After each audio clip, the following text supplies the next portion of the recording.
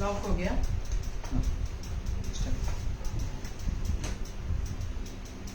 अवतार मेहर बाबा की जय। सभी श्रद्धालुओं को ये 5वें रीडिंग सेशन में आप सबका स्वागत है। आज हम फिर वास्तविकता का उदय का किताब जो है हम रीडिंग कर रहे हैं उसको कंटिन्यू करेंगे। रीडिंग शुरू करने से पहले मैं मेहर बाबा की 7 वास्तविकताओं का पठन करूंगी, उसके बाद हम बुक रीडिंग शुरू करेंगे। जय मेहर बाबा। बाबा की 7 वास्तविकताओं में से पहला है वास्तविक अस्तित्व। एकमात्र वास्तविक अस्तित्व एकमात्र ईश्वर का है जो प्रत्येक सीमित स्व में स्वयं है। एकमात्र प्रेम, वास्तविक प्रेम, एकमात्र वास्तविक प्रेम इस अनंत ईश्वर के प्रति प्रेम है जो इसके सत्य को देखने, जानने और एक हो जाने की तीव्र इच्छा पैदा करता है। वास्तविक बलिदान, एकमात्र वास्तविक बलिदान वह है जिसमें इस प्रेम के अनुसरण में सभी चीजें, शरीर, मन, स्थिति, कल्याण और यहाँ तक कि जीवन भी बलिदान कर दिया जाता है। एकमात्र त्याग, एकमात्र त्याग वह है जो सांसारिक कर्तव्यों के बीच भी सभी स्वार्थी विचारों और इच्छाओं को त्याग देता है। वास्तविक ज्ञान, एकमात्र वास्तविक ज्ञान यह ज्ञान है कि ईश्वर अच्छे लोगों और तथाकथित बुरे लोगों, संतों और तथाकथित पापियों में अंतर्यामी हैं।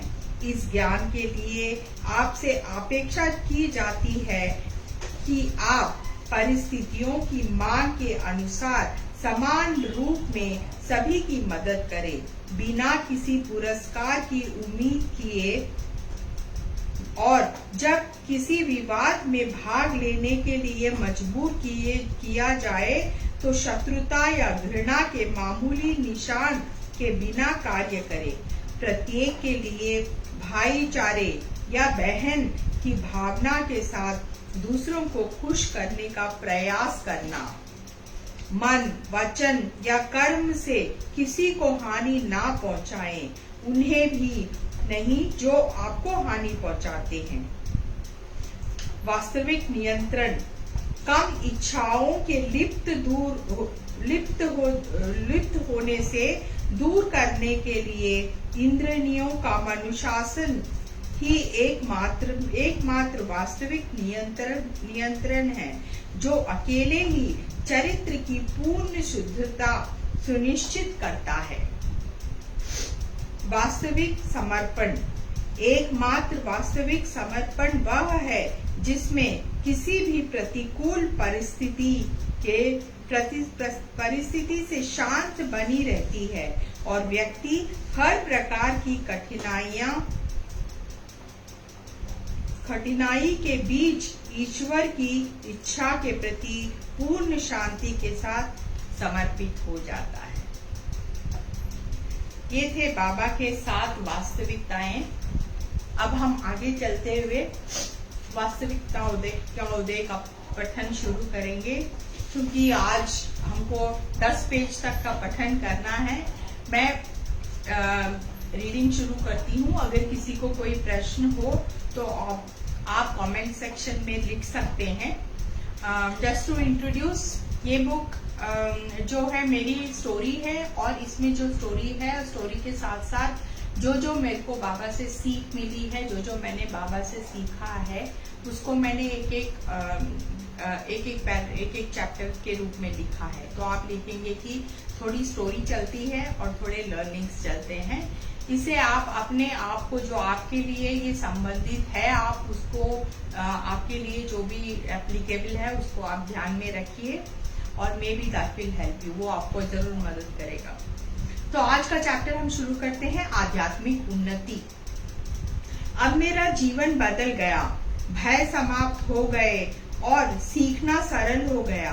परिवर्तन स्वीकार करने, ज्ञान अर्जित करने और अपने बारे में भला बुरा भी सुनने लगी। मैंने अनुभव किया कि ज्ञान स्वयं मूर्त होकर मुझे शिक्षित कर रहा है। जीवन और आध्यात्म के नए अध्याय खुलने लगे।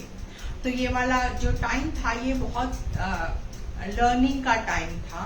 तो जहाँ पर मैं ये कहती हूँ कि मुझे स्वयं ज्ञान स्वयं मूर्त होकर शिक्षित करने लगा, इसका मतलब जब हम कुछ सीखते हैं और हम सीखने की कोशिश करते हैं तो जो ज्ञान है वो अलग होता है और हम अलग होते हैं।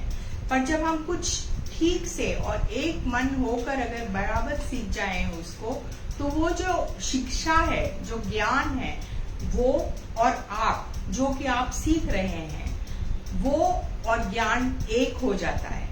और इस समय में मानिए वो एक हो जाता है तो वो पूरी तरह से जो हम सीख रहे हैं वो आप में एकदम लुप्त हो जाता है, मतलब वो आप में एक हो जाता है।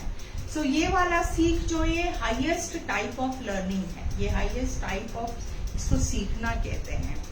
तो ये वाला एक क्योंकि अभी ये बात निकली है कि हम कैसे लर्न कर सकते हैं, हम उसके बारे में बात करते हैं। तो ये लर्निंग का जो प्रोसेस होता है ह्यूमन बीइंग्स के लिए, ये बहुत इम्पोर्टेंट होता है लर्निंग प्रोसेस। हम हमेशा ये सोचते हैं, जब कुछ हम अच्छा सुनते हैं तो हम ये सोचते हैं कि ये वाला बात जो है मुझे जरूर अपने वाइफ को बताना चाहिए, वो बहुत गलतियां करती है। या हम ये सोचते हैं कि ये वाली बात मुझे जरूर अपने हस्बैंड को बतानी चाहिए, उसको समझ में नहीं आती है। क्या हम ये समझते हैं कि हमारे बच्चों को ये बात बतानी चाहिए, हमारे दोस्त को पता होना चाहिए, पर हम ये नहीं सोचते हैं कि ये बात हमको पता होनी चाहिए। ये बात हम नहीं इसको ठीक से प्रैक्टिस कर रहे हैं लाइफ में, हमको खुद को क्लैरिटी नहीं है, पर हम हमेशा ये सोचते हैं कि यह फलाने को सिखाना चाहिए, बाबा ने ये बोला था, बाबा ने बोला था ये गलत है, और ये बाबा ने जो बोला था ये गलत है, ये मेरे लिए नहीं है, ये बगल वाले के लिए है। वो हमेशा रोज गलतियां करता है, मैं देखता हूँ। पर बाबा ने बोला है प्रेम करो, तो प्यार से बात करना है, मुझे अपने बगल में छुरा रखना है और मुंह में मीठी बात करनी है, पर बाकी सबको बताना है कि ये आदमी इधर उधर करके बातें करते रहता है, इधर उधर की काम करता है, और हम उसको दूसरों की बुराई करने में लगे रहते हैं। बल्कि जब लाइफ में हमारे जीवन में जब कोई अनुभव होता है और वो अनुभव से जो सीख होती है, वो पहले जो सीख होती है वो हमारे लिए होती है। The first it applies to us. तो दूसरों को बताने से पहले हमें ये समझना होता है कि जो बाबा सिखा रहे हैं, जो सीख है, the first person who has to learn is self. जो पहला व्यक्ति जो जिसको सीखना चाहिए वो स्वयं है, और इस बात को हमें बोलने के लिए नहीं, करने में याद रखना चाहिए। सो ये वाला बात मैं आपको याद दिला दूं और फिर मैं आगे पढ़ाई शुरू करती हूँ। मुझे असाधारण अनुभव होने लगे, विशेषकर जब मैं मेहराबाद में होती थी। वहां मैंने अपरिचित और सुहानी सुगंध अनुभव की, विभिन्न रंगों और स्थानों के दृश्य देखे, और मुझे भविष्य में होने वाली घटनाओं का पूर्वाभास भी हुआ। मुझे हर वस्तु और व्यक्ति में बाबा के दर्शन होने लगे। मेहराबाद में होने वाले असाधारण अनुभवों में एक है, मेहर बाबा एक बार रात के समय प्रकट हुए जब सब लोग सोए हुए थे। उन्होंने मुझसे कहा कि मैं अब तुम पर कार्य करूंगा, डरने की कोई बात नहीं है, मेरा वैसे ही विश्वास करो जैसे तुम करती आई हो। वह मुझे सूक्ष्म शरीर पर ऐसे कार्य करते रहे जैसे कि मेरा शल्य चिकित्सा कर रहे थे। कल पुर्जे निकालने लगे तो कुछ डाले, यह सब मेरी समझ से परे था। ये क्रिया कई घंटों तक चलती रही। मैं अपनी उंगली तक भी नहीं हिला पाती थी, जबकि ऐसी स्थिति में स्थिर रहना कठिन था। मुझे लगता था कि मेरी मृत्यु हो रही है और मैं चिल्ला भी नहीं सकती थी। मैं केवल यही कर सकी कि विह्वल होकर उन्हें हृदय की गहराइयों से प्रेम करूं। स्वयं को संभालना बहुत कठिन था। कभी कभी मेरा शरीर निश्चेष्ट हो जाता था। जागने पर भी मुझे अपने पर किए गए आंतरिक कार्य की स्मृति बनी रहती थी। यह सारा अनुभव वर्णन से परे और अनोखी भावनाओं से भरा था। मैं प्रेम की आंसुओं में भीग गई। मेरा शरीर मुझे उठाकर भागने के लिए जोर जोर से कहता, परंतु मैं थी कि 1 इंच भी नहीं हिल पा रही थी। मेहराबाद की कई यात्राओं में मेरे साथ ऐसा हुआ और बाबा के प्रति मेरा प्रेम और मजबूत होता गया और इसने मुझे अपने आगोश में ले लिया। मैं अपने ये अनुभव लोगों को नहीं बताना चाहती थी, क्योंकि मुझे लगा कि लोग इसे तंत्र मंत्र की संज्ञा देंगे अथवा इसे मेरा मानसिक विभ्रम मानेंगे। ऐसे अवसरों पर मेरे हृदय में बाबा की आवाज अधिक से अधिक स्पष्ट होती गई। मुझे विश्वास था कि मेरे ये अनुभव बहुमूल्य हैं और मैं अपने हृदय तक ही रखना चाहती थी। अब मैं आप लोगों को इसलिए बता रही हूँ क्योंकि बाबा मुझसे ऐसा चाहते हैं। समय के साथ साथ बाबा के प्रति मेरा प्रेम बढ़ता गया। मेरे जीवन की हर रंग में वह शामिल है। मैं शांत हो गई और मेरे सब दुख दर्द ठीक होकर गायब होने लगे। आज जब मैं यह लिख रही हूँ, मुझे वो ठीक से याद भी नहीं है।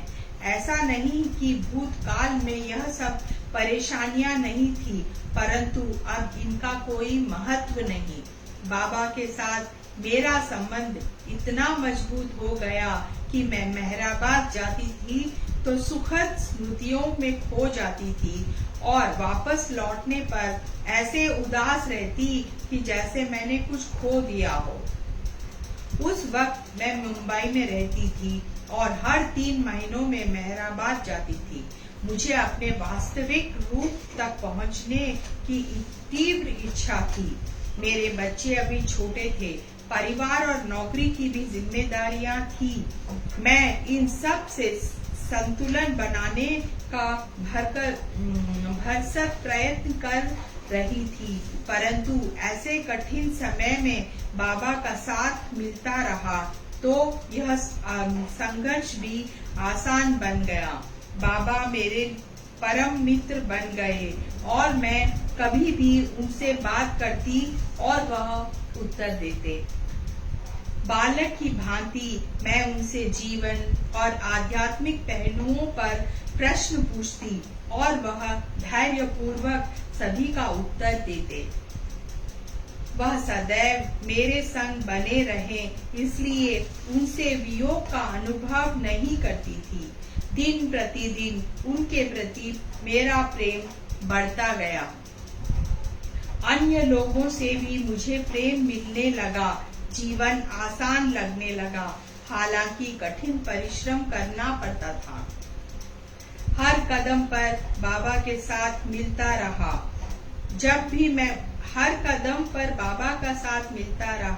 जब भी मुझे साहस और शक्ति की आवश्यकता होती, वह प्रदान करते, जिससे मैं अपने जीवन के हर क्षेत्र में मजबूत बन गई।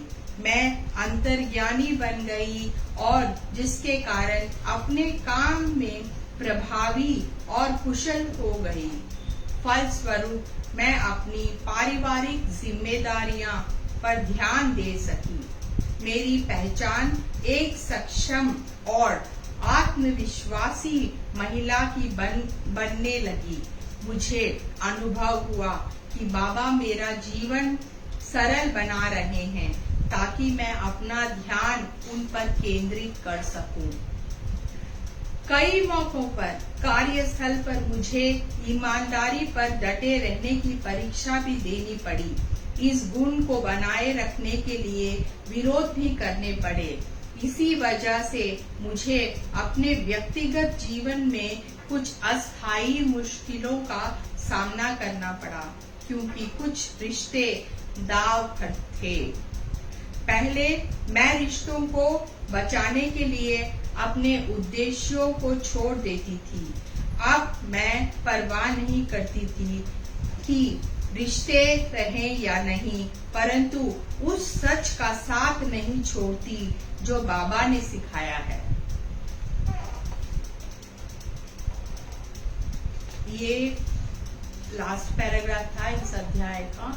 एक बार चेक करते हैं, अगर कुछ किसी का कुछ प्रश्न है तो। लगा कुछ है, कुछ we can continue reading.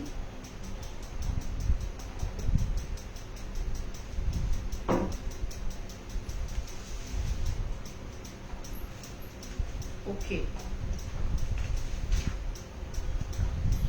अगला अध्याय है मृत्यु की वास्तविकता।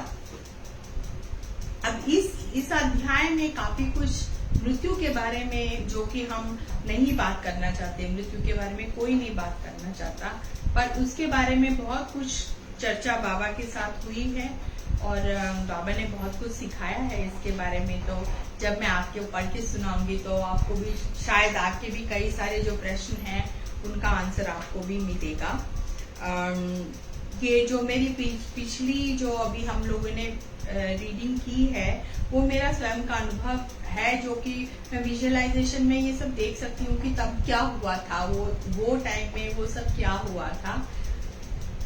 कुछ पूछते तो मैं जवाब देती, क्योंकि पाठक जो है मुझे लगता है कि हम लोग सब बहुत बिजी हैं, तो सब लोग बाद में जब आप देखोगे और जब भी आप देखोगे जो कुछ कमेंट होगा तो आप जरूर करिए, और मैं कोशिश करूंगी कि मैं देखूं तो कमेंट जरूर आंसर करूंगी।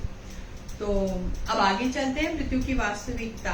व्यक्ति को अपने जीवन काल में जिन संघर्षों से जूझना पड़ता है, मृत्यु उनमें सर्वाधिक जटिल है, क्योंकि अज्ञात से हम सदैव डरते हैं, इसलिए हम उसे नजरअंदाज कर देते हैं, उसे समझना नहीं चाहते अथवा उसके लिए तैयार नहीं होते। यहाँ तक कि हमारे परिवार इस पर चर्चा करने के लिए मना करते हैं, क्योंकि वे इसे अशुभ मानते हैं। कहा तो यह जाता है कि जितना हम इस पर बात करेंगे हम इसे न्योता ही देंगे। क्या इसका यह अर्थ है कि इस विषय पर बात ना करके हम सुरक्षित रहेंगे और नहीं मरेंगे, या कि कभी नहीं मरेंगे? ना, ये तो नॉट पॉसिबल है। सभी का अंत तो किसी दिन होना ही है, तो थोड़ी बहुत जानकारी अच्छी होती है इसके बारे में। हम सब जानते हैं कि सच यही है और मृत्यु जीवन की वास्तविकता है। हम इस बारे में नहीं जानना चाहते, क्योंकि हम मानते हैं कि मृत्यु जीवन का अंत है, इसलिए इस पर बिल्कुल चर्चा नहीं करना चाहते। अभी क्योंकि ये टॉपिक जो है इतना सीरियस है,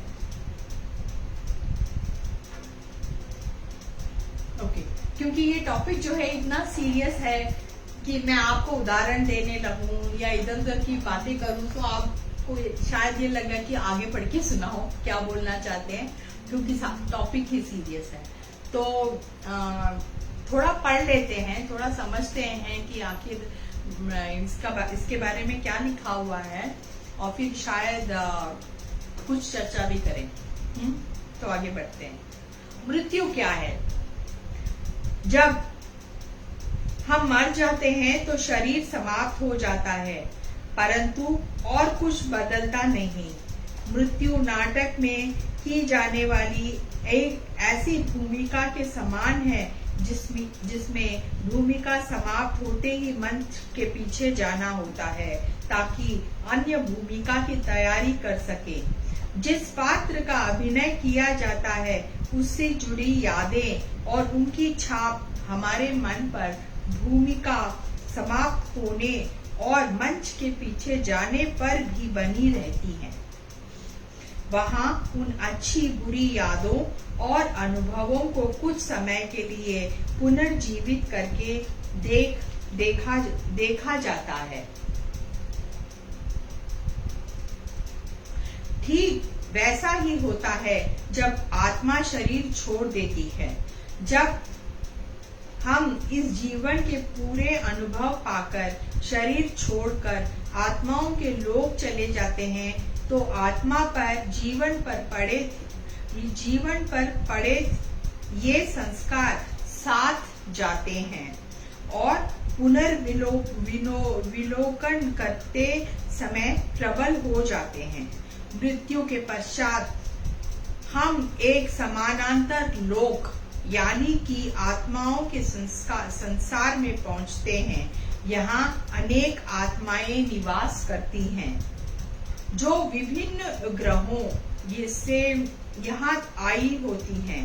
इनमें से कुछ के साथ हम किसी न किसी जन्म में उनके साथ रहते थे। मृत्यु दो जीवन के बीच विश्राम है। जब हम सक्रिय जीवन जीते हैं और हमारा उद्देश्य पूर्ण हो जाता है, तब हमारी मृत्यु हो जाती है। इसका मतलब है कि जीवन के बीच में जो विश्राम का जो पीरियड होता है, जहाँ पर हमारा शरीर नहीं होता पर आत्मा और उसके पे बने संस्कार हमारे साथ रहते हैं, तो हमें ये अवकाश दिया जाता है कि हम अगला जीवन हम कैसा जीवन चाहते हैं, उसका डिजाइन कैसे होगा। क्या हम अमीर होंगे कि गरीब होंगे, हम स्त्री होंगे कि पुरुष होंगे, या हमारे जीवन के क्या अनुभव होंगे, हम किन किन के साथ हम डील करना चाहेंगे और क्या हम सीखना चाहते हैं। ये जीवन का उद्देश्य यही होता है कि हम कुछ सीखें। तो अगर उस जीवन में जब हम नया जन्म लेते हैं तो उस जीवन से क्या मृत्यु होती है, क्या सीख होती है, उस सीखों के ऊपर हमारा फोकस होता है। और जो सीख वो हमारे एक्सपीरियंसेस इम्पोर्टेंट होते हैं कि हम क्या बन रहे हैं वो इम्पोर्टेंट नहीं होता। तो जो एक्सपीरियंसेस हम चाहते हैं वो इम्पोर्टेंट होता है। तो जब हमको ये पीरियड में हम अपना कैनवस बनाते हैं कि एक ब्लूप्रिंट बनाते हैं कि ये अगला जीवन ऐसा होगा, ऐसा होगा, ऐसा होगा, और at the end of life मैं ये सीख कर वापस आ जाऊंगा या आ जाऊंगी, तो ये वाला जो है हम ही बनाते हैं। इसके लिए और कोई रिस्पॉन्सिबल नहीं। God is not responsible, we are responsible for it. उसके उत्तरदायित्व हमारे ऊपर ही है। मृत्यु आगामी जीवन और बिताए गए जीवन के बीच विश्राम है। जब हम पूरा जीवन एक बालक की तरह सहजता से जीते हैं और हर क्षण का आनंद लेते हैं, तो हमारे जीवन का उद्देश्य पूरा हो जाता है। जब इस अनुभव का हिस्सा पूरा हो जाता है तो समापन भी हो जाता है। विद्या जी, एक सवाल है कि अगर हमने अपना लाइफ डिजाइन किया तो हमको वो सब याद क्यों नहीं रहता है? हाँ, अच्छा प्रश्न है। एक्चुअली मैं भूल गई थी इसके बारे में बताना। तो जो हम डिजाइन करते हैं, लाइफ को हम जो डिजाइन करते हैं, और हमारे जन्म से पहले जो हम डिजाइन करते हैं, जैसे ही हम जन्म लेते हैं और जैसे ही हम इस लोक में आते हैं, भौतिक संसार में आते हैं, हमारी जो मेमोरी है, जो कि आध्यात्मिक मेमोरी है, वो कट हो जाती है मतलब टेम्परेरीली सील होती है। वो उसका एक्सेस हमको नहीं होता उसका। जब तक हम भौतिक शरीर में हैं और हमारी आत्मा जो भौतिक शरीर में है, जो वो याद जो कि हमारे मेमोरी, जो कि स्पिरिचुअल मेमोरी है, उसका एक्सेस नहीं होता। ऐसा नहीं है कि मेमोरी होता नहीं है, मेमोरी है पर उसका एक्सेस नहीं होता। तो कभी कभी हम ये देखते हैं कि सबकॉन्शियस मेमोरी से कभी कभी वो मेमोरी लीक होके हमको आ जाती है कभी कभी। तो हमको ऐसा लगता है कि हाँ, ये मुझे पता था ऐसे ही होने वाला है, या मुझे पता है कि इसका मतलब ये है। तो ये जो मेमोरी का आना जाना, वो एक्सेस जो होता है वो लिमिटेड हो जाता है इसके बाद। तो विद्या जी, वो मेमोरी को हम इंट्यूशन कह सकते हैं क्या? नहीं, पूरी तरह इंट्यूशन नहीं कह सकते हैं उसको। उसको कहते हैं कि इंट्यूशन बहुत ही छोटा सा मतलब 0.001% ही इंट्यूशन की मात्रा होती है, क्योंकि वो एक फेक सा फीलिंग होता है कि शायद ये है और मुझे क्यों ऐसा लग रहा है कि ये सही है, मुझे यही सही करना चाहिए। पर वो इतना प्रबल होता है कि हम ये डिसाइड करते हैं कि नहीं मुझे ऐसा लग रहा है कि यही मेरा इंट्यूटिव है, मैं यही करूंगा।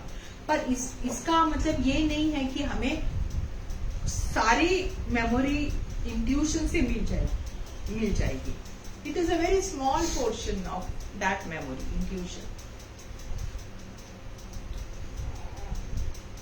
ओके, आगे बढ़ते हुए इसकी तुलना हम एक ऐसे ऐसे व्यस्त दिन से करते हैं जब हम अपना 100% उस सौंपे गए कार्य को दिया।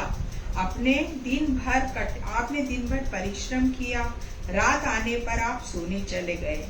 नींद लाने के लिए आपको कोई कोशिश नहीं करनी पड़ी, क्योंकि आपने श्रेष्ठ काम करके सफल दिन जिया। आप संतुष्ट हृदय से दिन की घटनाओं पर विचार करते करते शांत मुद्रा में चले गए। इसी प्रकार हम जब खुले दिल से जीवन जीते हैं, निडर और निश्चल होकर स्वयं को अभिव्यक्त करते हैं, तो हमारे लिए ऐसा कुछ शेष नहीं रह जाता जिससे हम चिपके रहें। कुछ चीजें हमारी अपेक्षा अनुसार नहीं घटती, फिर भी ना तो हमें पश्चाताप होता है और ना तो किस कारण हम अटकते हैं। ऐसी स्थिति में मृत्यु के लिए हम वैसे तैयार होते हैं जैसे कि रात आने पर सोने के लिए तैयार होते हैं। इसलिए 2 जन्मों के बीच विश्राम ही मृत्यु है। यह समय आत्मनिरीक्षण, वास्तविकता पर मनन और बिताए गए जीवन की समीक्षा का है। मृत्यु के पश्चात आत्मा पूरे जीवन की शिक्षाओं और अनुभवों के सारांश पर विचार करती है। स्वयं पर पड़े अच्छे संस्कारों से आत्मा को प्रसन्नता होती है और बुरे संस्कारों से उसे दुख पहुंचता है। बीते जीवन में चेतना का किस स्तर तक विकास हुआ, उसी के अनुसार शेष बची इच्छाओं और लगाव का पता चलता है। आत्मा की अधूरी इच्छाएं और अनुभव इकट्ठे होकर आगामी जीवन की आधारशिला बनते हैं। आत्मा अपने किसी भी अधूरे अनुभव को भौतिक शरीर के बिना पूरा नहीं कर सकती। यदि आत्मा बिना शरीर के ऐसे अनुभव पूर्ण करना चाहे तो उसे लंबी, दीर्घकालीन और पीड़ादायक परिस्थिति से गुजरना होता है। भौतिक शरीर धारण कर पृथ्वी पर इसे तेजी से सीखा जा सकता है। लाइफ में कौन है, देखें एक बार। कपिल जी हैं और हिमल जी भी हैं। कपिल जी नमस्ते, जय मेहर बाबा, कैसे हैं आप? श्रद्धा कैसी है? आपके साथ श्रद्धा है, मैं ऐसा समझती हूँ। हिमल हाय, जय मेहर बाबा। आशा करती हूँ कि समझ में आ रहा है क्या क्या पढ़ रहे हैं, क्योंकि ये सीरियस टॉपिक है। तो जब तक कोई पूछे नहीं, मैं अपने आप से कुछ बोलना नहीं चाहती। शरीरधारी मानव, ओके, हम मृत्यु से क्यों डरते हैं? That is the next topic. सीमित मन जिसका वास्ता भौतिक शरीर और भौतिक शरीर से है, मृत्यु से बहुत डरता है। उसके लिए मृत्यु का अर्थ सभी कार्यकलापों की इसकी समाप्ति है। शरीर की मृत्यु का अर्थ उसके लिए अस्तित्व का मिट जाना है, क्योंकि उसे अपने वास्तविक असीमित रूप का ज्ञान नहीं है। यह विचार डर पैदा करता है, जिसके कारण वह प्रसन्न और मुक्त नहीं रह सकता। इसलिए मृत्यु को स्वीकार करना आसान नहीं है। शरीरधारी मानव भौतिक वस्तुओं और सांसारिक रिश्तों से जुड़ जाता है और मृत्यु उसे सब कुछ नष्ट करने वाली लगती है। इसका मतलब हम ये सोचते हैं कि हमारे लाइफ से जो जो चीजें जुड़ी हुई हैं, हमारा घर, हमारा कार, हमारी बाइक, हमारे रिश्ते, हमारा गली मोहल्ला, गांव, शहर, यहाँ तक कि हमारा कंट्री, ये सब चीज हमको ऐसा लगता है कि यही परमानेंट है और ये छिन जाएगा तो सब कुछ छिन जाएगा। और मृत्यु को हम उस रूप से देखते हैं कि मृत्यु एक ऐसा है जो आके हमको दूर ले जाएगा, इन सब चीजों से दूर ले जाएगा। तो मृत्यु बुरी है।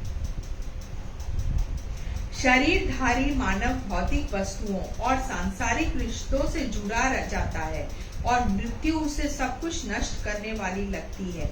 जिन संबंधों की रोशनी में वह पूरा जीवन बिताता रहा, उनको तोड़कर जाना कोई आसान काम नहीं है। व्यक्ति ने जो भी इस जन्म से या पिछले जन्म किसी जन्म से जोड़ा, उसे छोड़कर अज्ञात जगत में चले जाना भयावह तो है। इन सब कड़ियों और संबंधों को छोड़कर शून्य की तरफ जाना एक संघर्ष बन जाता है। मैंने बहुत लोगों को देखा है जो बहुत मरते टाइम में बहुत ही व्यथा का अनुभव करते हैं, मतलब बहुत सफर करते हैं। वो यहाँ तक कि मैंने इनको भी देखा है जो 80 साल के हो गए, 90 साल के हो गए हैं और ये कहते हैं कि मैं चला जाऊंगा तो मेरे पोतों का क्या होगा, उनकी पढ़ाइयाँ क्या होगी, उनकी शादियाँ कैसी होगी, ये लोग सब अभी तक बच्चे सुधरे नहीं हैं, वो अपना जीवन क्या बिताएंगे। और जबकि वो 80 साल या 90 साल का बूढ़ा आदमी वो इस स्थिति में है कि वो अपने बिस्तर से उठ भी नहीं पा रहा है, वो खुद उसका काम भी कोई दूसरा करके दे रहा है, उसके सारे काम, यहाँ तक कि एक गिलास पानी के लिए भी वो किसी को उसको पूछना पड़ता है। ऐसा आदमी ये कहता है कि मेरे पोते पोतियों की पढ़ाइयाँ कैसी होगी, उसकी शादी कैसी होगी और ये कैसे होगा। ऐसे करके लोग मतलब भ्रम में जीते हैं कि हमारे पीछे संसार रुक जाएगा। बल्कि हम ये देखते हैं कि कोई इम्पोर्टेंट आदमी जो कि बहुत बड़ा कार्य करता होता है, उसके गुजर जाने के बाद भी दुनिया सामान्य होकर चलती है, कुछ फर्क नहीं पड़ता, सब कुछ वैसे का वैसे ही रहता है। हाँ, कभी याद कर लेते हैं, ये बात और है। तो अगर इस बात को हम याद रखें तो हमारा भी जब हम चले जाएंगे तो दुनिया में कुछ बदलने नहीं वाला, सब वैसे के वैसे रहने वाला है। तो ध्यान इस बात पे देना चाहिए कि किस पर ध्यान दें, हम अपने आप पर, हमारे जन्मांतर के जर्नी पर ध्यान दें कि ये लोग दुनिया ये सब पकड़ के बैठे रहे, किस पे ध्यान देना चाहिए। एक यहाँ पर 2 सवाल है। Okay, there are 2 questions. मृत्यु के बाद कितने समय तक आत्मा सराउंडिंग एटमॉस्फेयर में बना रहता है? तो बाबा के शब्दों में कहा जाए तो बाबा ये कहते हैं कि 11 दिन तक तो जो है आत्मा को एक्सेस करने का मतलब इट्स नॉट अबाउट कि आत्मा रहना चाहती है नहीं रहना चाहती है, पर यूनिवर्सल लॉस जो चलते हैं, जो ईश्वर ने बनाए हैं, ये लॉ के मुताबिक एक टाइम के बाद एक्सेस नहीं होता। जैसे कि हम आत्माओं के लोक को एक्सेस नहीं कर सकते हैं, हम भी एक आत्मा है, पर जैसे ही हम शरीर धारण करते हैं हमको आत्माओं पर लोक का एक्सेस नहीं मिलता। उसी प्रकार आत्माओं को हमारे लोक का एक्सेस नहीं मिलता। तो 11 दिन तक कहते हैं कि आत्मा अपने परिजनों के इर्द गिर्द रहती है या अपने जिनको वो चाहती है वो 11 डेज तक रह सकती है आसपास, पर 11 डेज के बाद उसे ये लोग जरूर छोड़ देना होता है, उसके बाद उसको इस लोक का एक्सेस नहीं मिलता। दैट इज कपिल का प्रश्न था। what happens to the ego when you die? Does the soul still have its identity? This is Himal's question. So, what happens to the ego when you die? तो ego को क्या होता है? Ego जो है हमारे मेंटल बॉडी पर होता है. Ego is attach to our mental body. It is not attach to the physical body, क्योंकि फिजिकल बॉडी का कोई मेमोरी नहीं है. उसका जैसे ही हमारी धड़कन रुक जाएगी, हमारा ब्रेन रुक जाएगा, वैसे ही फिजिकल बॉडी का अंत हो जाता है. पर मेंटल बॉडी जो है वो अपना जर्नी कंटिन्यू करती है. पर ये मेंटल बॉडी का भी एक ऐसा होता है कि उसका जो ट्रांजैक्शनल वो मेमोरीज जो है अलग अलग बिन्स में रखते हैं, जैसे अलग अलग फोल्डर्स में रखा जाता है. जो ट्रांजैक्शनल मेमोरी होती है जो कि दिस लोग की होती है कि कल क्या हुआ था, परसों क्या हुआ था, ये क्या हुआ, ये क्या था, ये कौन है, वो जगह कौन सी है, ये सब जो है ये प्रापंचिक ट्रांजैक्शनल मेमोरी है. ये एक फोल्डर में रहती है. पर जो कि हमारे इमोशनल और जो डीप थोड़ी सी कि इससे दुख हुआ, इससे संतोष हुआ, ये वाला फीलिंग, वो वाला फीलिंग, जिससे जो कि ईगो के ऊपर बेस्ड होती है, और ये सारे मेमोरीज एक जगह रहती है. और जो ईगो का जो मेंटल बॉडी, जो ईगो का मेंटल बॉडी होता है, वो कंटिन्यू करता है अपना जर्नी, पर with the summary of what it has experienced of this life. वो ईगो का समरी वाला मेमोरी उधर जाता है, और ट्रांजैक्शनल मेमोरी शरीर के साथ धीरे धीरे करके वो मेंटल बॉडी में से लुप्त हो जाता है. So there are various folders in which this memory is kept. So ego continues on the mental body. Does the soul still have its identity? तो ये वाला एक बड़ा इम्पोर्टेंट चीज हमको समझना चाहिए. आत्मा के पास भौतिक शरीर है, स्थूल शरीर है और एक मानसिक शरीर है. सूक्ष्म शरीर, स्थूल शरीर और mental body which is related to mind. और तो आत्मा के पास 3 शरीर है, मतलब आत्मा इन तीनों शरीरों से हटके है. आत्मा को कोई छू नहीं सकता. जैसे हम जानते हैं आत्मा आग से भीग नहीं सकता, आत्मा आग में जल नहीं सकता, पानी से भीग नहीं सकता, आत्मा का कुछ भी नहीं कर सकते. आत्मा इज लाइक गॉड पार्टिकल है आत्मा.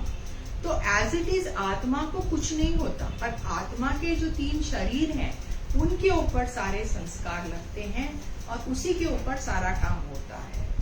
तो when you talk about does the soul still have its identity, the soul's only identity is that it is over soul, that is its original identity. तो सोल अपना identity कुछ बनाता ही नहीं है.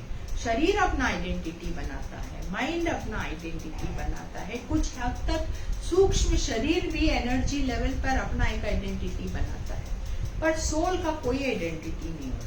Soul का एक ही आइडेंटिटी, आत्मा का आइडेंटिटी है परमात्मा.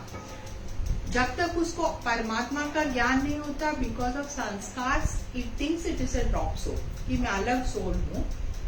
When it gets the real identity, it goes as over soul. That's all. उसका 2 ही आइडेंटिटी बना रहता है, पर तो उसका ईगो कुछ नहीं होता. So I can't say that soul has got ego. You see. Hope that satisfies. And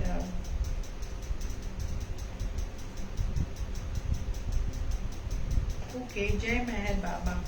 आगे बढ़ते हुए एक और सवाल है विद्या जी, कि जैसे हमारे पेरेंट्स की डेथ हो जाती है या कोई हमारे बहुत क्लोज फ्रेंड्स होते हैं, तो उनके साथ बहुत मेमोरीज होते हैं क्योंकि हमने काफी साल उनके साथ बिताए होते हैं. तो ऐसे में हमको क्या करना चाहिए मेमोरीज के साथ? मतलब हम काफी दिन अफसोस करते रहते हैं और सोचते रहते हैं उसके बारे में, तो और काफी डिस्टर्ब सा रहता है. तो इसके बारे में आप क्या कहना चाहेंगी? तो प्रेम जो है, love is something that is the base of all relationships. हमारे जितने हमारे मित्र हैं, हमारे रिलेटिव्स हैं, हमारे लव्ड लोग हैं, ये सारे लोग जो जो हम रिलेशंस बनाते हैं, माँ बाप, भाई बहन, दोस्त, पत्नी, बच्चे या हस्बैंड, ये सारे रिश्ते हम जो बनाते हैं, इनका जो मूल उसका जो कनेक्शन है, that is love, that is the main connection. और हम किसी को याद करते हैं जब हम कुछ अच्छी चीजों का अनुभव करते हैं उन लोगों के साथ, तो हम उनको प्रेम से याद करते हैं, उनको याद करते हैं क्योंकि हम उनको मिस करते हैं। हमारे जो अच्छे अनुभव रहे हैं उनके साथ, हम उसको रिपीट करना चाहते हैं, या उनकी अच्छाई को याद करते हैं, उनके ना होने का मिस करते हैं। और जिनके साथ हमारे बुरे अनुभव होते हैं, जैसे कि किसी के साथ हमारा रिलेशनशिप अच्छा नहीं रहा हो और बहुत दुख हुआ हो रिलेशनशिप में, तो हम उसको भी याद रखते हैं और उनके साथ हुए कष्ट को भी याद करते हैं और बार बार उस इंसान को याद करते हैं जिसने हमको ये कष्ट दिया। पर इसका मतलब ये नहीं कि हम उसे घृणा करते हैं। घृणा एक ऑपोजिट शब्द है प्रेम का। पर उसका ये समझ जरूरी है कि प्रेम और कम प्रेम, there are various percentages of love, कि एक आदमी को 100% लव करना और एक पर्सन को 1%, 2% लव करना, क्योंकि हम उसी इंसान से हम दुखी होते हैं जिससे हम कुछ एक्सपेक्ट करते हैं, और हम उससे एक्सपेक्ट करते हैं जिससे हम कुछ प्रेम करते हैं या हमारा कोई रिलेशनशिप हो, तभी हम उनसे एक्सपेक्टेशन रखते हैं। That means there is some percentage of love. So it is all about love, it is all about prem. तो हम उस इंसान को इसलिए याद रखते हैं क्योंकि हम उनसे प्रेम करते हैं, और ये एक अच्छी भावना है।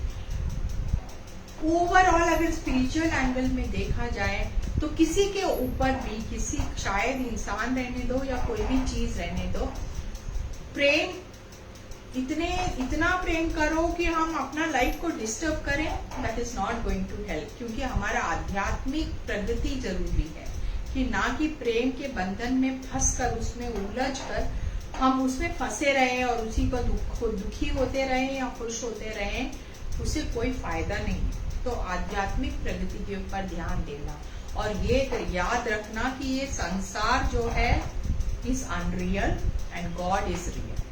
सो people are also impermanent, relationships are impermanent, उनसे आए हुए सुख दुख भी इम्परमानेंट है। इस बात को ध्यान में रखते हुए थैंक यू बोल के आगे बढ़ना अच्छी बात है। तो विद्या जी, आप ये बोल रहे हैं कि लिव इन डिटैचमेंट। डिटैचमेंट एक ऐसा वर्ड है जो बहुत लूजली यूज करते हैं, पर इतना ये वर्ड बोलने के लिए भी, ये वर्ड कहने के लिए भी कि मैं डिटैच्ड हो गया हूँ या डिटैच्ड हो गई हूँ, इतना आसान नहीं है। तो हम डिटैचमेंट वाला एक सब्जेक्ट को लेकर हम एक वीडियो बनाएंगे पूरा 1 घंटे का, और एक लाइन में उसका आंसर नहीं देंगे उसको। और जो भी इसको छोटे छोटे उसमें हम से डिटैच हो गए, डिस्चार्ज हो गए, ये सब सच नहीं है, मैं इसको नहीं मानती। ठीक, चलिए आगे बढ़ते हैं। सांसारिक इच्छाएं और लगाव हमें खुशी से मृत्यु को अपनाने नहीं देती। व्यक्ति को लगता है कि संसार में उसका चला जाना प्रियजनों को दुख पहुंचाएगा, अधूरे काम पूरे नहीं होंगे और बहुत कुछ करना शेष रह जाएगा। ऐसी तीव्रता उन लोगों के मन में अधिक उठेगी जो वर्तमान में ना जीकर भविष्य में काम पूरा करने और असंतुष्टि का सपना देखते रहें। हम अक्सर ये करते हैं कि आज नहीं करेंगे, कल करेंगे, कल नहीं करेंगे, परसों करेंगे, और हम सोचते हैं कि हमारे पास बहुत सारा जीवन बाकी है। और यहाँ तक कि आध्यात्मिक प्रगति के लिए भी जो हमको अभी साधना करनी होती है उसको हमेशा पोस्टपोन करते हैं। चलो 60 साल के बाद करेंगे, तब तक शादी करें हैं, बच्चे पालेंगे, घर बनाएंगे, पैसा जोड़ेंगे, फिर 60-70 साल के बाद हमारे पास टाइम होगा क्योंकि तब हम और कुछ करने के लायक नहीं रहेंगे, तो तब हम आध्यात्मिक प्रगति के ऊपर ध्यान देंगे। पर ये जरूरी है ये समझना कि 60 साल के बाद आप आध्यात्मिक मार्ग में चलने के भी लायक नहीं रहेंगे, क्योंकि आप जो काम पहले ये सारे काम नहीं कर पाएंगे, आप अपनी आध्यात्मिक साधना भी नहीं कर पाएंगे, अनफिट रहेंगे, डायबिटीज हो जाएगा, बीपी हो जाएगा, कुछ कुछ प्रॉब्लम हो जाएगा, शरीर आपका साथ नहीं देगा, कई सारी परेशानियां होगी। आपने अपने ब्रेन को ट्रेन किया होगा कि सुबह उठ के इसके पीछे भागो, उसके पीछे भागो, उसके बाद आप बाबा के पीछे नहीं भाग पाओगे। तो this is not going to happen. जो बात आप कल कल कल के लिए पोस्टपोन कर रहे हो, उसे अभी करना जरूरी है। बोलिए विद्या जी, एक और सवाल है कपिल जी का। सपोज किसी इंसान का जीवन 70 साल का है, लेकिन उस व्यक्ति का 40 साल में ही एक्सीडेंट हो गया और उनकी मृत्यु हो गई, तो क्या उसका नेक्स्ट जन्म 30 साल का होता है या फिर उस आत्मा को पूरा जीवन जीने को मिलता है? Okay, good question Kapil. एक चीज होगी, अगर एक्सीडेंट में मृत्यु हो गई है तो इट इज नॉट दैट वो उसने अपना जीवन नहीं जिया। Only in the case of suicide, जब आदमी अपने आप को मार लेता है, that is when the exit is happening. जबरदस्ती एग्जिट किया जा रहा है उसको, अपने आप को मार लिया। और बाबा ने इस बात को बहुत जोर से कहा कि कोई भी हो, चाहे कितना भी कष्ट हो, सुसाइड ना करे। एक्सीडेंट में अगर किसी की मृत्यु हो जाती है तो ये समझा जा सकता है कि वो नेचुरल डेथ था, उसका डेस्टिनी में एक्सीडेंटल डेथ लिखा हुआ है उसका डेस्टिनी में, तो उसका नेचुरल कंक्लूजन उतना ही था। But in the case of suicide, जो कोई सुसाइड कर ले, मान लीजिए 80 साल के बदले 40 साल में किसी ने सुसाइड कर लिया, तो 40 इयर्स तक उसको ना तो उस लोक में जगह मिलती है, ना इस लोक में जगह मिलती है। वापस इस लोक में आ नहीं सकता क्योंकि उसका शरीर खत्म हो गया, उस लोक में जा नहीं सकता क्योंकि उधर टाइम नहीं हुआ। तो ये दोनों चीजों को छोड़कर जो एस्ट्रल प्लेन्स के जो होते हैं, मिड इंटरमीडिएट प्लेन्स में, वो लटकता रहता है और उसका समय उसको खत्म करना होता है। वो 30-40 इयर्स का जो उसने जल्दी उसने एग्जिट मार लिया है यहाँ से, इस दुनिया से, वो 30-40 इयर्स वो बीच में लटकता रहता है। ना तो ये भी दरवाजा बंद है, वो दरवाजा भी बंद है, तो मतलब बाहर बैठे रहो, घर के बाहर बैठे रहो। तो that is what happens between if someone commits suicide. तो ऐसा नहीं है कि उसको दूसरा जन्म मिलेगा और 40 इयर्स का जो भी खत्म करना है, और जहां उसने खत्म किया था फिर वहीं से शुरुआत होती है उसकी, मतलब और एक्सटेंड होती है। क्योंकि हम जब मर जाते हैं उसके बाद हमारा 7 फिर हमको वेट करना पड़ता है उस लोक में जाके कि हमारा correct experience, correct parents, correct environment, सब सूटेबल टाइम तब मिले, तब जाके हमको जन्म का अवकाश मिलता है। फिर उसके बाद जन्म लेने के बाद फिर आप 7 साल तक बच्चे के रूप में, क्योंकि बच्चे में कोई संस्कार नहीं हो सकते, तो आप 7 इयर्स तक वो भी एक टाइम वेट करना। फिर 7 इयर्स से आपका जर्नी शुरू होता है। फिर जो आपने यहाँ पे अधूरा छोड़ा, फिर वहां से आप फिर कंटिन्यू करो। तो बेटर है, सफरिंग है तो सफर करो, सुखी हो तो अच्छा है और एंजॉय करो। पर नॉर्मली जिंदगी को, जो जिंदगी नॉर्मली चल रही है, उसको सामान्य रूप से चलने दो, और सामान्य डेथ भी सामान्य हो, ये जरूरी है। You have to live normal life, normal. और जो बाबा प्रेमी हैं उनको तो बिल्कुल परमिशन नहीं है सुसाइड का। सुसाइड किया तो समझो बाबा लात मार के बाहर निकाल दिया, याद रखना उसको। Somebody called Satish Patil has joined. Want to say hello to him? Satish Patil ji, जय मेहर बाबा। ओके, जीवन हमारे द्वारा ही प्रायोजित अनुभवों का नाम है, जिन्हें हम आत्मा के प्रगति के लिए सीखते हैं। जब ये अनुभव नहीं प्राप्त होते तो हमारी शिक्षा अधूरी रहती, और जो समय आत्म विकास के लिए नियत है वह उलझनों और झगड़ों के व्यय हो जाते। अंतकाल आने पर उसे लगता है कि वह जीवन व्यर्थ गवा दिया, और उसे लगता है कि काश कुछ समय और मिल जाता ताकि अधूरे काम पूरे हो पाते। अगेन इट कम्स टू अभी आज का काम आज करो, लिविंग इन प्रेजेंट, मतलब ये पल में जीना, इसी पल में जीना इज इम्पोर्टेंट। कल के लिए बोलने से फिर लास्ट मोमेंट में लगता है अरे मुझे ये करना था, वो करना था, वो नहीं किया, ये नहीं किया। अगर आपने पूरी तरह जीवन में हर काम टाइम से किया है तो जब जैसे कि हम रात में आराम से सो सकते हैं उसी तरह हम आज शांति से मर पाएंगे।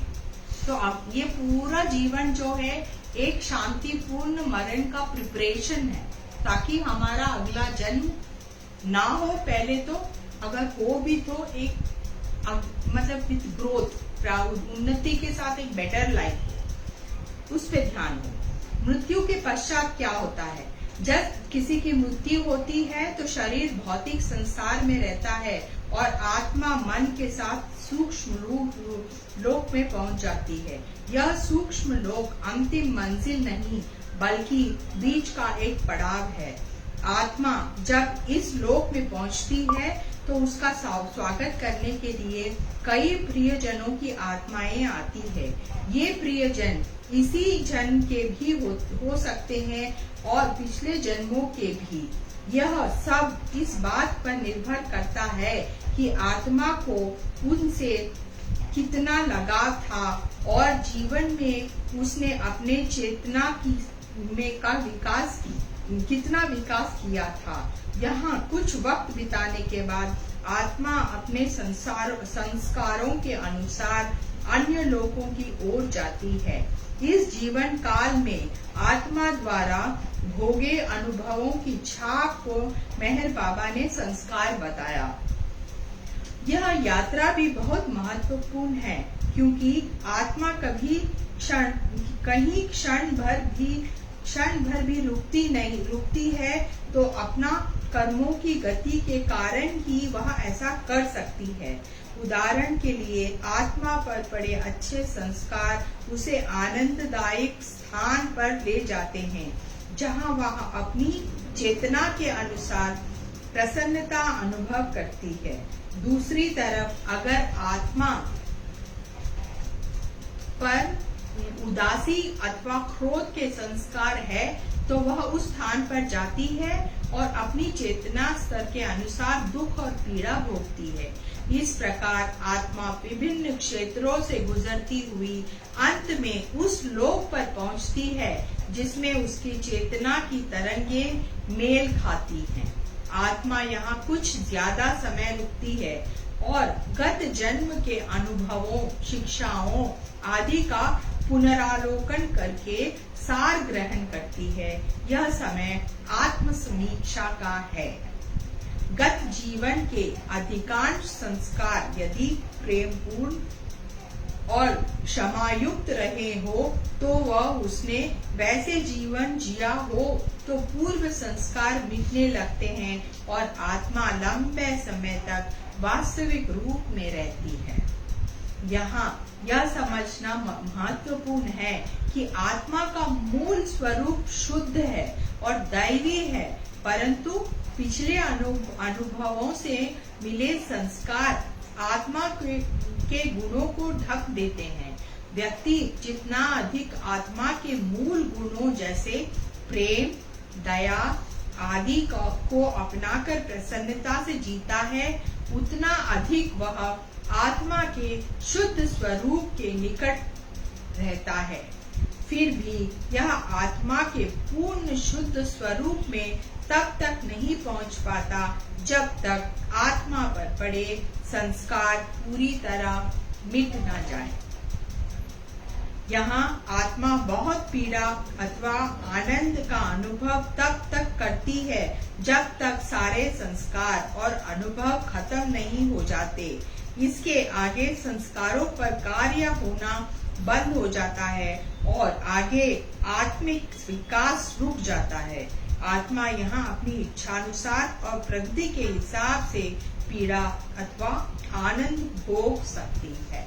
तो मतलब इसका ये भी है कि जब हमारी मृत्यु होती है उस स्थिति में जो हमारी मनोगति है या हमने अपने संस्कारों का कुछ मतलब हिसाब कर लिया है, कुछ प्लस हो गया है, कुछ माइनस हो गया है और हमारे संस्कार अगर अच्छे संस्कार ज्यादा बाकी हैं तो हम ज्यादा आनंद का अनुभव करते हैं और हम आनंददायी लोगों की तरफ बढ़ते हैं और उधर ज्यादा टाइम रहते हैं।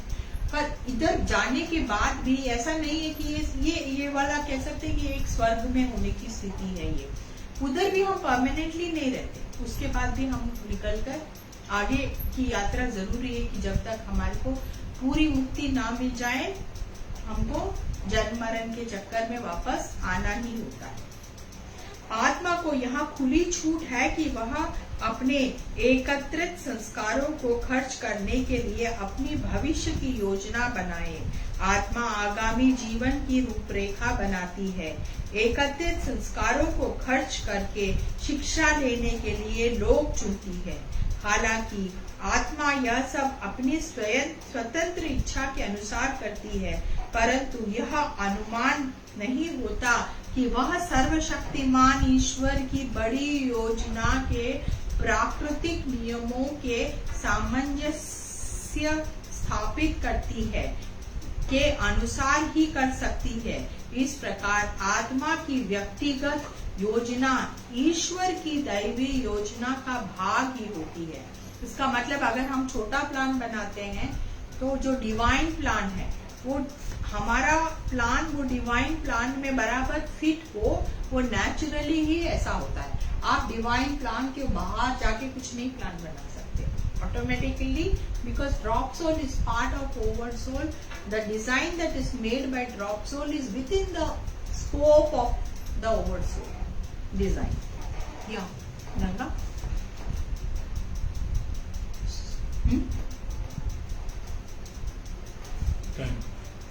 टाइम ओके 5 मिनट बाकी है, पर हमारा रीडिंग अभी है तो मैं थोड़ा सा यहाँ पर आधा पढ़ के छोड़ती हूँ, फिर अगला हम इसी चैप्टर को कंटिन्यू करेंगे क्योंकि और भी 4-5 पेजेस हैं इसके।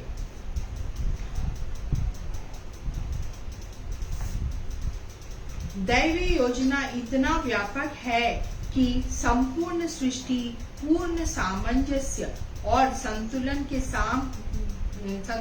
साथ काम करती है। ब्रह्मांड का छोटे से छोटा विवरण जो इसके अस्तित्व तथा विकास के लिए जरूरी है इसमें विद्यमान है। बाबा ने अपनी पुस्तकों और शिक्षाओं में यह बताया है। तो जैसे मैंने अभी बताया कि हमारे जो प्लान्स होते हैं वो बाबा के प्लान्स मतलब क्रिएटर के प्लान्स के बाहर नहीं जा सकते।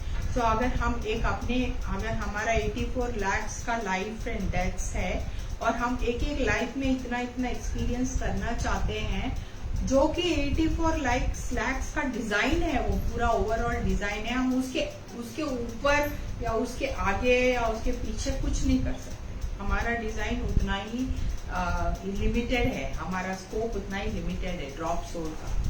तो हम अपना प्लान बना सकते हैं, पर we are part of the bigger plan, ये नहीं भूलना चाहिए। तो यहाँ पर मैं अभी के लिए इस हफ्ते के लिए यहाँ पर रोकती हूँ और हम इस चैप्टर को अगले हफ्ते पर कंटिन्यू करेंगे। आपका बहुत बहुत धन्यवाद। Thank you so much. जय मेहर बाबा, जय मेहर बाबा, जय मेहर।